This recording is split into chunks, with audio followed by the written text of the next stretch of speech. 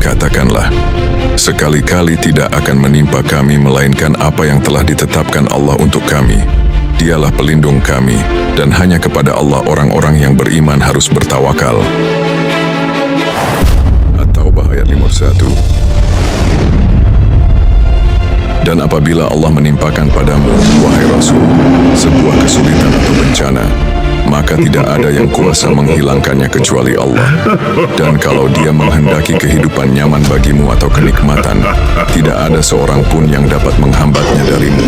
Allah menimpakan kesenangan dan kesulitan kepada orang yang Dia kehendaki dari hamba-hambanya. Dan Dia Maha Pengampun terhadap dosa-dosa orang yang bertaubat kepadanya, lagi Maha Penyayang terhadap orang yang beriman dan taat kepadanya. Tafsir Al-Muyassar. Bismillahilladzi la yadurru ma'asmihi syai'un fil ardi wala fis samai wa huwas samiul alim. Dengan nama Allah yang dengan namanya tidak ada sesuatu pun di bumi dan di langit yang dapat membahayakan